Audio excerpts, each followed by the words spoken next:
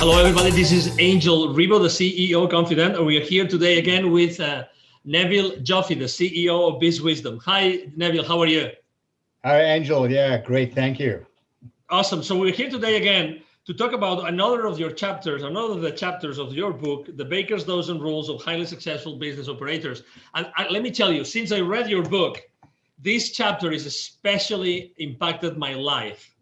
And you will understand why. The title of the chapter is So What? So there's so many people that brag about so many things, not only at the business level, but also the personal level, that so what? So what does that really represent? So let's go down to business.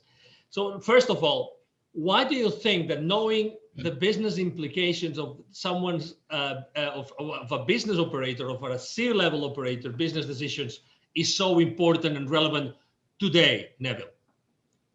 You know, Angel, people tend to, and this is another chapter title we'll talk about another time, people tend to look at numbers in isolation. Okay.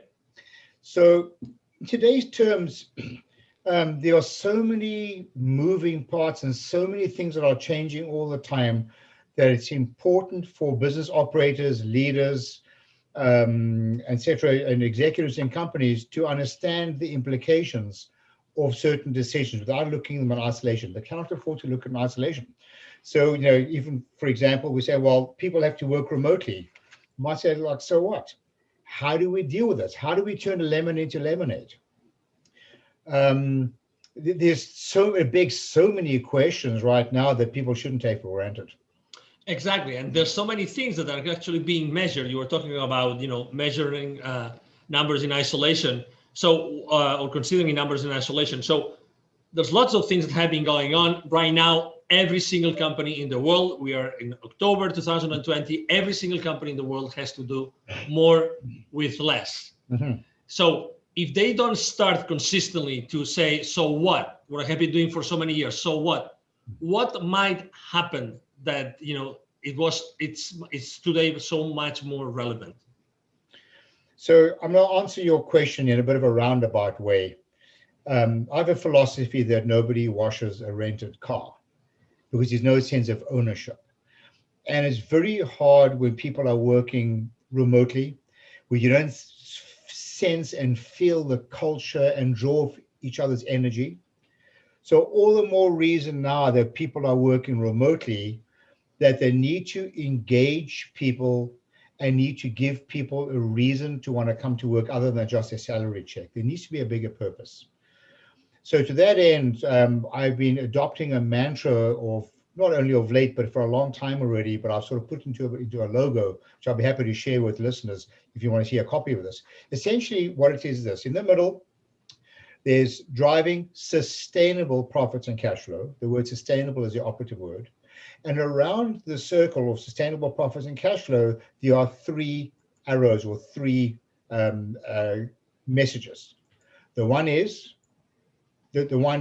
accountability. It's the first one. You want to hold your people accountable for their actions because people should be accountable. They have a responsibility. You need to engage them and you need to educate them. But it's not fair to hold them accountable if you don't educate them. And if you educate them, then it's reasonable to get them engaged. So to get people engaged in processes takes away this whole notion of the so what, because they don't see numbers in isolation. People will say, well, my revenues are up, and they'll say, okay, so what? What about the profitability? What about cash flow? They may say, well, we've hired more people, we're doing great. We'll say, so what? Maybe we're not being as efficient as we should be. People start thinking at a deeper level, always with a single reason why we're in business, is to drive shareholder value. And everybody should be engaged in that conversation, especially now that they're working remotely. So they don't see their own jobs in isolation. Their job is part of a bigger purpose. Exactly. This book, this is the cover of the book, every single chapter has a very, very interesting structure. So it's basically the chapter itself, and then there's a series of questions. And then there's even, several pages of notes. And I'm reading one of the questions of your So What chapter. For instance, so does your HR department tend to talk about how satisfied your employees are? That's a very charged question. do they tend to talk about this? Even now, they're working remotely. So maybe, people are happy. So what? What are the consequences of that happiness today? What is the effect of that happiness today that the company has changed so much that everybody works remotely and that resources are much more critical than before? So what, right? A lot of HR, with no disrespect to HR or training, they see things in isolation in the sense that we've done a survey and people are happy. The next thing you know, they're leaving. Staff attrition, employee attrition is very expensive. And it's a known fact that people often leave not because of financial remuneration, they leave because they're not happy. People are significantly more happy in organizations when they're felt needed, when they feel that they are contributing, when they're engaged in decision making. They will put that before money for the most part. Let me ask you another question. Actually, just yesterday, Neville and I were having a conversation with a C-level executive of a very large IT company. And we were having a conversation about the sales force of that particular company.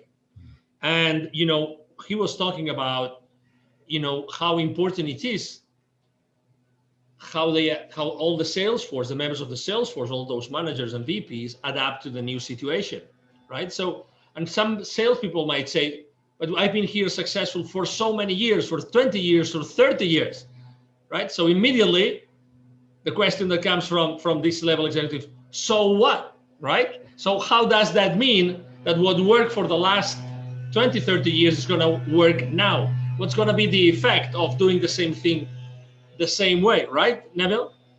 Yes, we had a fantastic conversation. In fact, he was talking about the holy grail in business, where if he could get his salespeople to be, rewarded for the success of the customer in relationship to the product or service they sold, that would be a game changer. Because making a sale the first time is not without its issues. And we spoke about the moment you make a sale, you're part of your customer's problem. Why? Because you're an expense on their P&L and your revenues and yours. And until you can demonstrate that the incremental gain on your customer's P&L will exceed the cost of the product or services, you're part of their problem. And this is a big wow thing, because he kept saying, well, we're employing really highly educated salespeople, engineers. And my first statement to him was, so what? Are they selling profitably, not only for your company, but for the customer? And then he came up with this idea, we should be celebrating the success and profits of the customer. So the whole notion of so what triggers a whole lot of other questions. And everything should lead back to another chapter in the book. We'll talk about it another time, is win-win. It's got to be a win for you, but it's also got to be a win for your customer, and you have to prove it. Otherwise, you're part of their problem, not their solution. Absolutely. So, Neville, if the people that are listening to us or watching us today, if they would like to know more about that, what's the best way to connect with you? I mean, just email me, Neville, Neville, at bizwisdom, bizwisdom.com. In fact, if you send me a note, I'll be happy to send you a list of the actual questions for each chapter in a soft copy. You can use these to ask some of your employees. I think you can have some very colorful conversations. You bet, absolutely. So thank you very much, Neville, for being with us today. It's been a blessing. You're very welcome, Angel, anytime. Absolutely, thank you. And again, to everybody watching us, thank you very much for being with us today. I am sure that you have enjoyed this conversation with Neville Joffe, the CEO of BizWisdom, as much as we have. And see you soon in our next conversation. Have a wonderful day. Bye-bye. Thanks. Bye now.